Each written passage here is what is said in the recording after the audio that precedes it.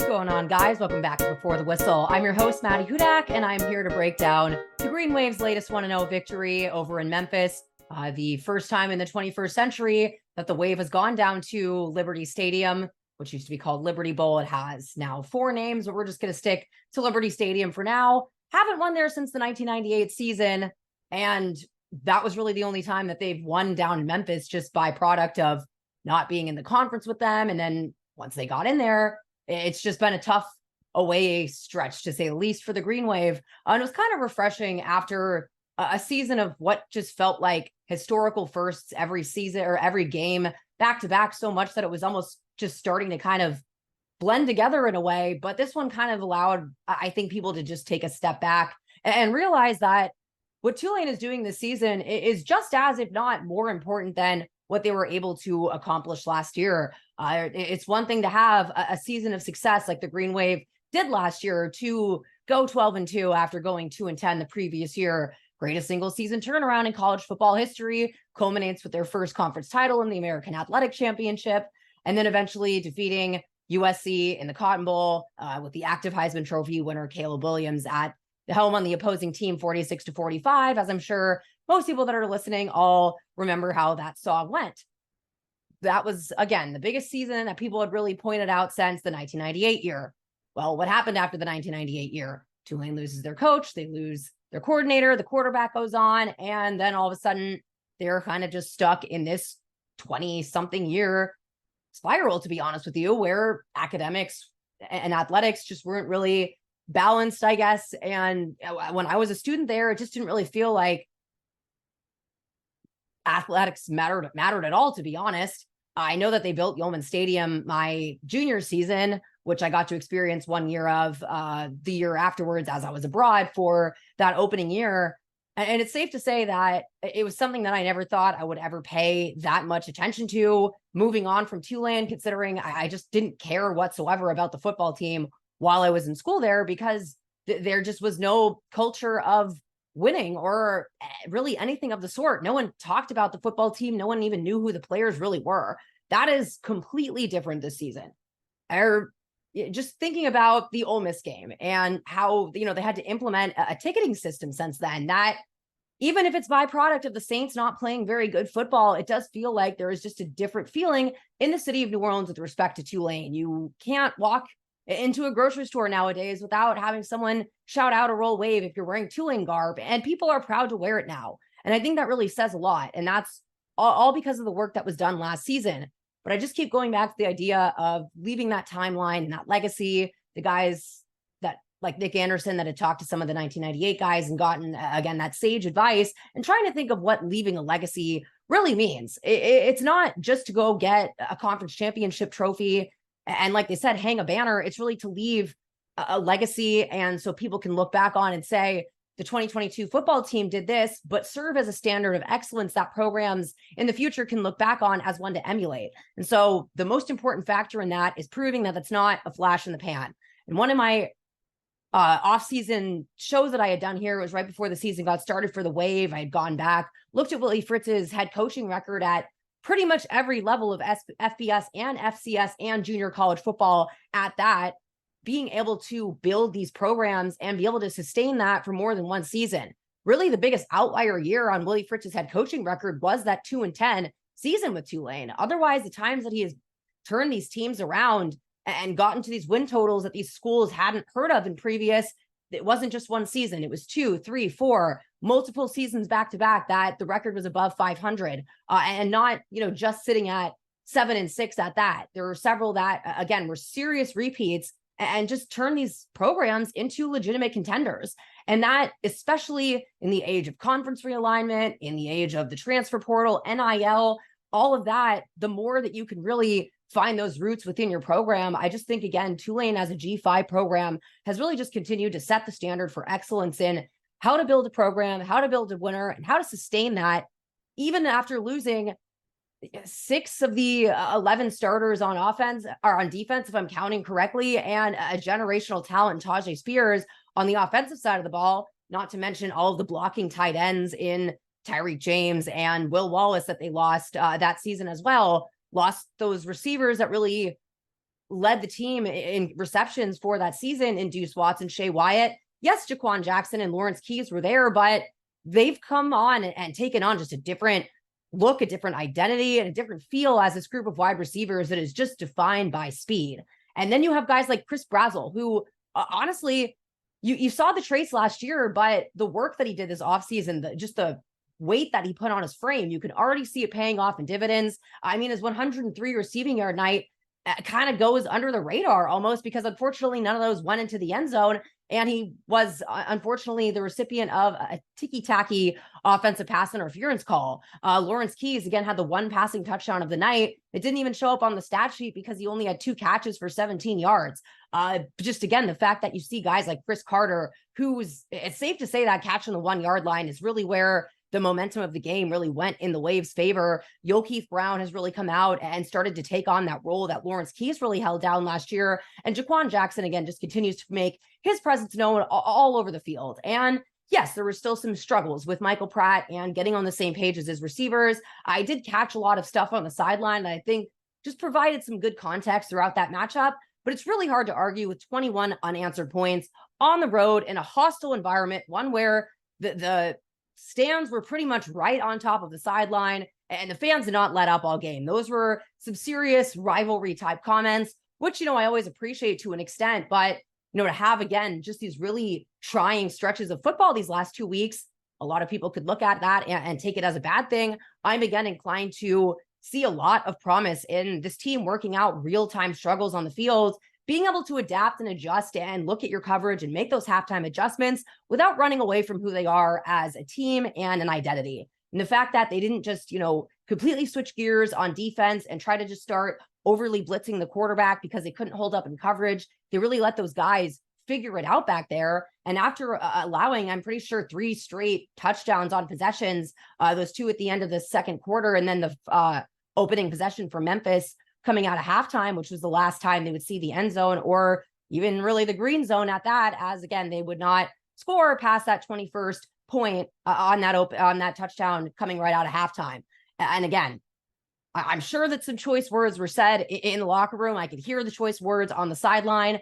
And it was certainly a moment where they come out and just immediately march down the field and score, where you wondered, okay, well, how is the Wave really going to respond? If you just look back into the first quarter, you already see them make a turnover. Lance Robinson, who was tied in the nation in interceptions at this point, and Tulane immediately scores a touchdown off that. They scored off both of their interceptions on offense, following that one by Lance Robinson, and then one that was insane by Cam Pettisco later in the game.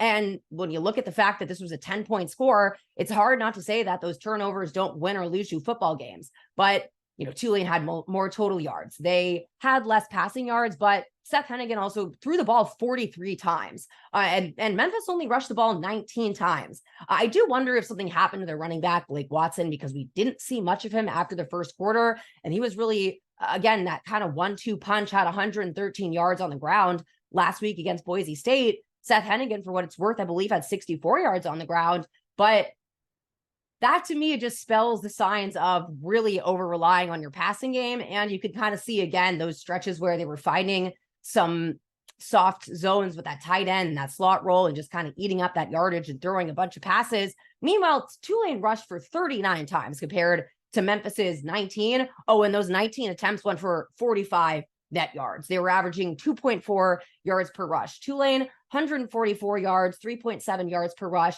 Most of those coming from Mekhi Hughes, who I believe had either 130, 133, over 100 rush yards, which is 2 weeks in a row now. That's now his career high. And it's not just the yardage. It's really the traits that are reminiscent of Tajay Spears, and just really, again, making you feel like this team has an identity now on offense, headlined by a really strong rushing attack that's just waiting again for Michael Pratt to get back to full speed. And then you'll really, again, I think, see this offense at its full potential. But I think you saw it take a serious step with Mekhi Hughes really being that running back one, and a lot of key grabs by receivers like Yokeith Brown and Chris Brazzell that, again, came off of opportunistic plays by the defense, who, to their credit, again, this is 2 weeks in a row where they've had to figure it out after halftime. They were going into the locker room, losing against UAB 20-14. They only allowed 3 points after halftime. Memphis took the lead when they scored that again, third touchdown coming out of half to go up 21. So I believe the Wave was at 10 at that point. It's really hard for me to remember because this game was so back and forth. And at this point, several days ago, after a very long day of Friday night football and a long plane ride back. But all of that to say, if you look at the stat sheet, you look at the fact that Tulane had the ball for over 36 minutes, almost 37 in total, 20 minutes and 27 seconds in the first half to Memphis's 9:33. And again, those 21 unanswered points after that first touchdown out of halftime. This is a team that has grit. It's a team that has identity. And it's a team that you could tell has trust from the head coach down to the coordinators, to the position groups, to them allowing the players to really coach up one another. And that to me has been really the impressive thing that I've seen throughout these 7 weeks, 6 weeks of football games now.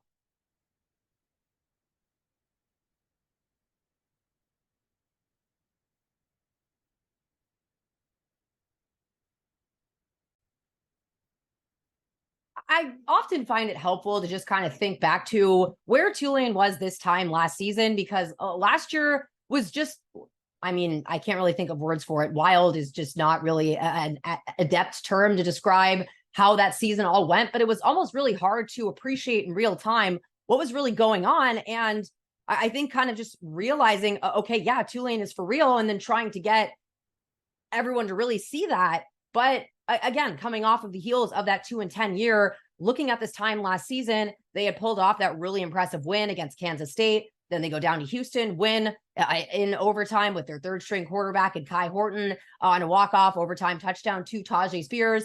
Not to mention that they went to overtime because of a fourth down shovel pass call, which was awesome, and just continues again to show the grit and the balls by the Tulane coaching staff, honestly, on a lot of their fourth down play calls. But Michael Pratt had some injuries and the offense was still kind of finding their way up to speed. And again, it's worth mentioning that this was with Tajay Spears headlining that offense and him having a little bit of early season struggles, and just going to show you how much a team can struggle without a rushing attack. It was in that week 4 Southern Miss loss where he really came on as the team's leading rusher and receiver. But then he followed up that in Houston being a leading rusher and receiver as well. And that's fine and dandy when you're talking about a player like Tajay Spears. But it was also kind of, okay, where is the passing game outside of Horton to Spears at this point, or Pratt to Spears in those two matchups? And then ECU happens. Michael Pratt's coming off of the injury. I believe the score was something like 24-9, but just didn't really feel like this offensive firepower was coming out until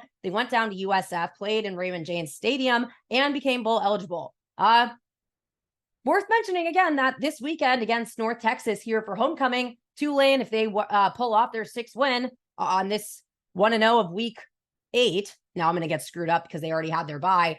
They're bowl eligible again this year, back-to-back seasons doing so in those first 7 games with just that one loss. But you look at, again, the loss compared to last season. But Southern Miss loss was definitely just a week of kind of what happened here.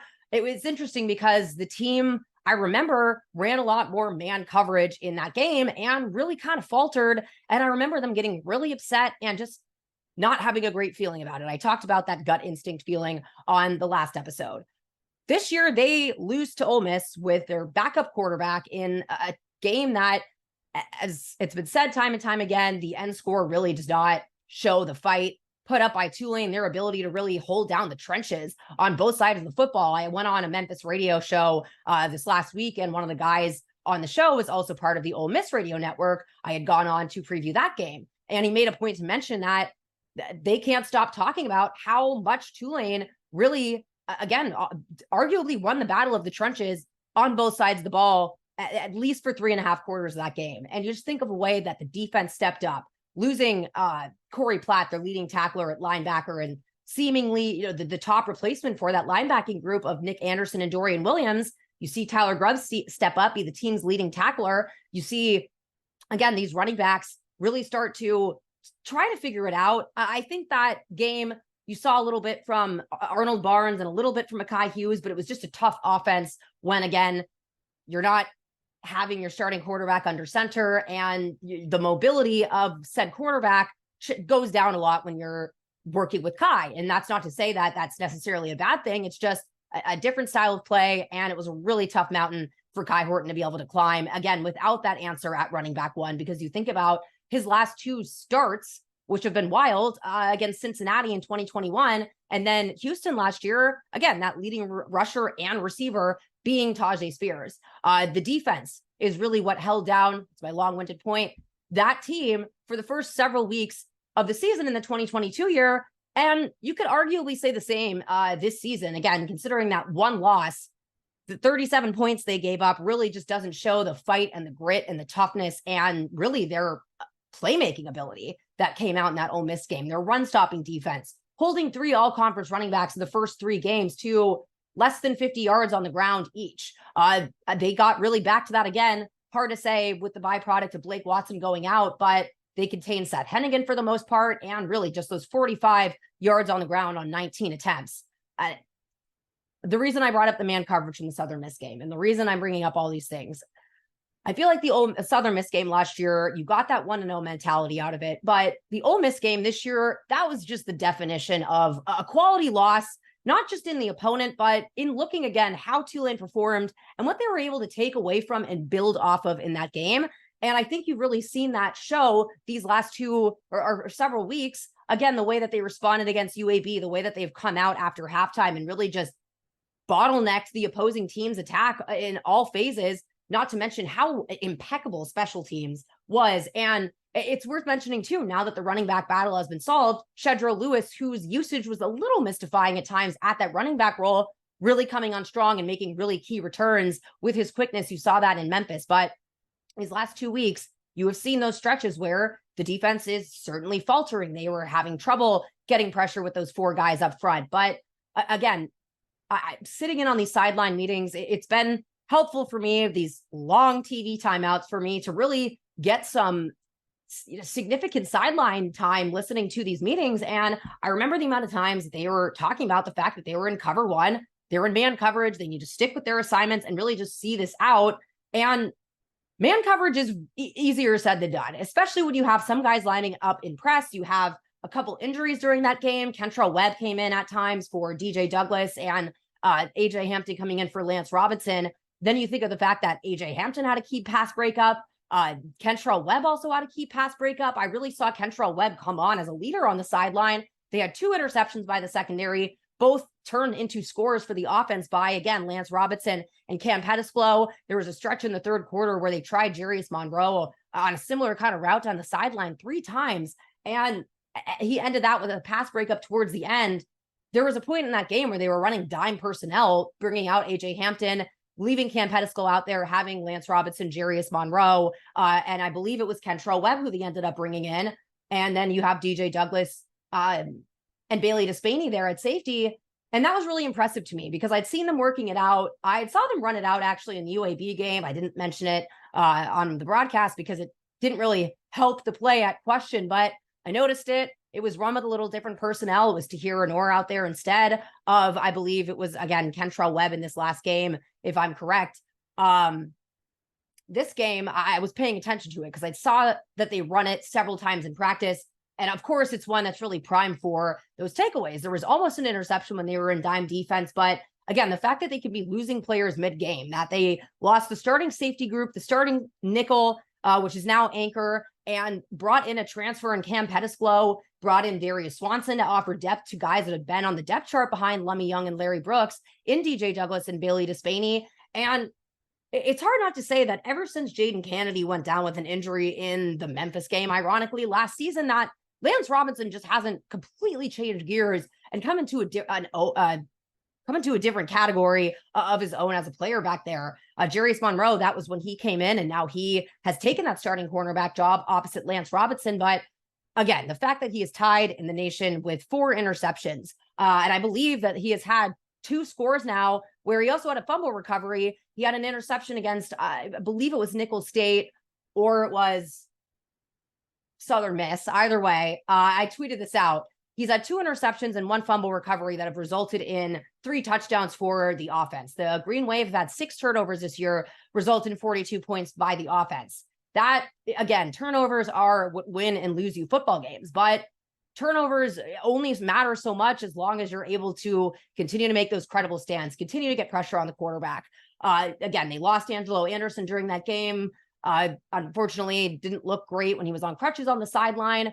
But again, you see how much that depth has paid off on the defensive line. Definitely immediately kind of saw that get tested. But again, rather than kind of change what arguably was a bit broken at times, they really, again, this is the second week in the row where I really just feel like they have let the defense work out these kinks in real time rather than just start, again, overly blitzing, trying to do something else, trying to put different personnel in there and see kind of how it works out. They were really sticking with that man coverage. I remember Willie Fritz at halftime mentioning that was something that they were notably struggling with. And last year, they all ran zone coverage. It was all about keeping the plays in front of them. And it's just a completely different style of play. Man, you live and die by man coverage, and it either works really freaking well or you get burned really badly. And Tulane got burned at times, but when it came down to it, they are a clutch team that just knows how to hold it down. And I don't know how else you can really look at the second half of these last two matchups where even though you saw a lot of struggles, I find it hard to believe that a team that's struggling in real time on both sides of the football with some adversity is able to overcome that 2 weeks in a row like the Wave have. But the defense has done so. The offense has done so. Special teams has really helped them out with a lot of the punts now by Will Carroll. And just, again, the special teams work to get those punts down and have those guys be downfield. There's a punt that went backwards in the game and they were almost in the end zone. And it really goes to show you, A, how that time of possession really gets lopsided, but B, just, again, how Tulane is able to really work out those kinks is the fact that they have playmakers in all three phases that give them a moment, give them some time to get going. Momentum is a hell of a drug, and a tackle for loss, a sack on third down, those two interceptions that turn into touchdowns for the offense. And that moment where Chris Carter caught that at the 1 yard line, a pass that was a little over his head by Michael Pratt, things could have gone really differently there. And then you saw the offense score back-to-back touchdowns on their next two possessions, and the defense continued to hold it down, allowed, again, 0 points after that touchdown to open the half. And to me, you can definitely dissect the negatives, and there are definitely concerns to continue to look at. Let's say, Tulane heads into this matchup where, again, I think that they are favored in all three phases of the game again and struggle in coverage, then maybe you could start having a conversation about it. But defense in cover one, that was really primarily keeping the plays in front of them in zone coverage last year with a lot of new playmakers, all new coaches for the most part at defensive line, defensive coordinator, linebacker by product, and then defensive back, having the anchor coach, Rob Green, and be able to have these guys coach each other up, listen to these new coaches, and really take those things away and find a way to work through those things in real time. That is a recipe for a championship team. And it's one that I think, again, fares longer in the long run than looking at how they were able to blitz or what went wrong with that slot receiver role. Now, I don't want to go full butterflies, sunshine, and rainbows here and just, again, completely ignore some sore spots.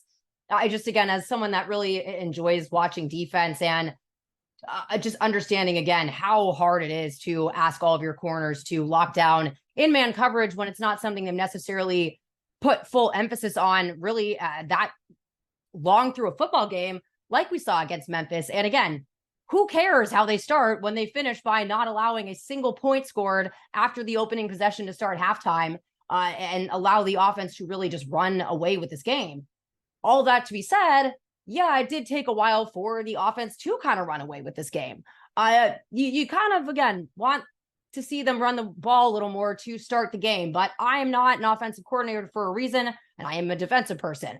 I just kind of remember thinking after a couple of possessions that, there wasn't that many runs that I'd seen. Then I was kind of thinking back, realizing that, one was attempted. Makai Hughes on 2nd and 7 got something like 5 yards, and then some penalty, unfortunately, brought that back. And then you're forced to oftentimes pass to get up a chunk of that yardage for then again that third down play. And so the amount of penalties, the fact that Tulane had 7 in that game, again, the necessity of going through how much I agree with every single one of them doesn't really matter when at the end of the day, that can just kind of kill your drives. And it was one that kind of killed the first couple of drives, just again, when you look at their ability to run the football. But I was really curious going into this week what this team would look like with the true running back one. The fact that Willie had named him going into this weekend. first of all, you get the immense benefit of teams having limited to not much tape on your running back room, or I guess really all of them at the same time. And you don't have Mekhi Hughes going into week 7 with the average running back workload at all. I'd say that he got substantial time in almost every matchup, but he was ultimately battling those other guys for those roles. I found it really interesting that they would bring out Shoddy Clayton Johnson on third down quite a bit in that game, then oftentimes kind of empty the backfield and have him go out as a receiver. There was a few plays where they brought Arnold Barnes in as well. And it looked like he was, potentially there for a flat route on some plays, but just the protection was somewhat of an issue here and there. I think there's a lot of things going on there. I think, again, you're facing a team that probably has one of the better, all around teams, defensively speaking, that you'll see. And I was just kind of watching how their front would really move around pre-snap and didn't really seem to get tricked by any eye candy or bells and whistles or anything like that. And Memphis's tackling was certainly better than Tulane's tackling in the first quarter for sure. I'd like to shout out Cam Pettisflow as a quick aside. He has incredible shoestring tackling technique and that wrap-up ability, but there have been a lot of missed tackles for Tulane that I think we would be having really, really positive conversations and not even having to talk about these comebacks if they were able to make some of those key tackles at certain times. But it was a little hard for the running game to get going, I think, because there was just a little difficulty getting holes and finding his way through those in the game. The turf stuck out to me as the amount of players that slipped. I had half a mind to go through this game and chart it, but it seemed like ultimately a waste of my time. I remember kind of moving my feet on the turf while we were in on the field because I just kept noticing how many players were falling down, tripping on blocks. It just kind of looked like a mess a lot of the time. And it did feel like there was almost this kind of like, for lack of a better term, Crisco coating on the turf.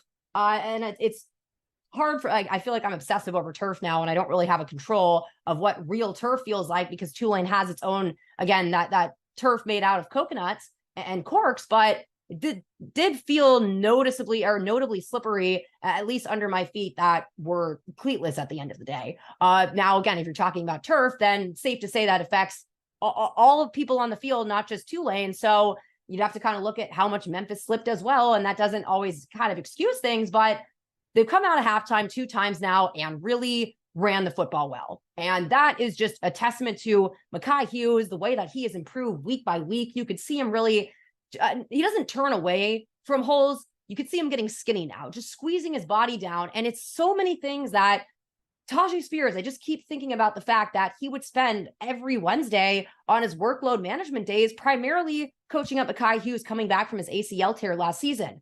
And then again, you think about the fact that he was 3rd on the depth chart in terms of pass protection, but 5th in terms of, the running back rotation heading into the year. And as much as people wanted answers at running back 1, may Tulane show you again the prudence in actually having a competition and one that requires real-time action in games. You can't figure out how a running back hits holes, how they're really going to respond to and evade contact when it's not real contact coming from your team. You're not really trying to, again, take out your teammates.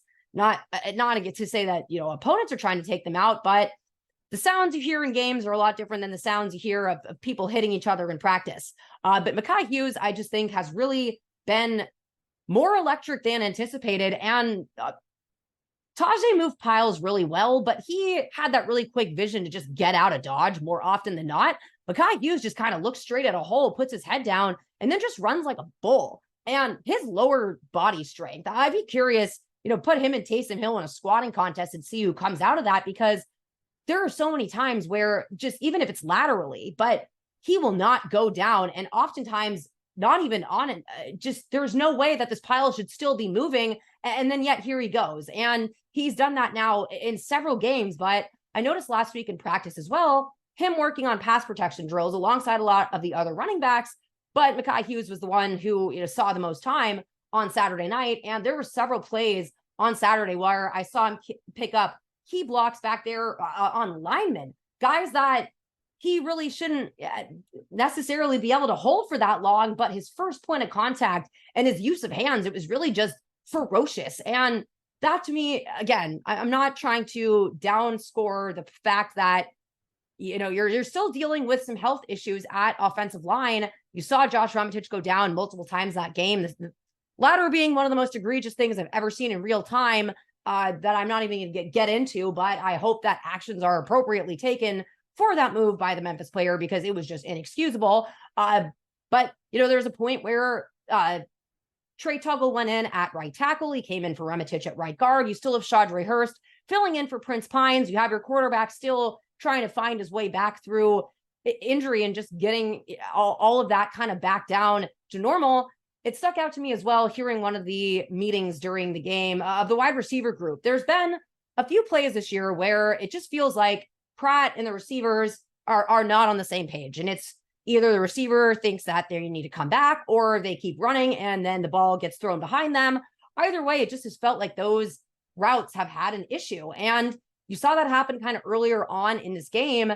And there was actually a reception by Jaquan Jackson on one of those. It looked like a pick in real time.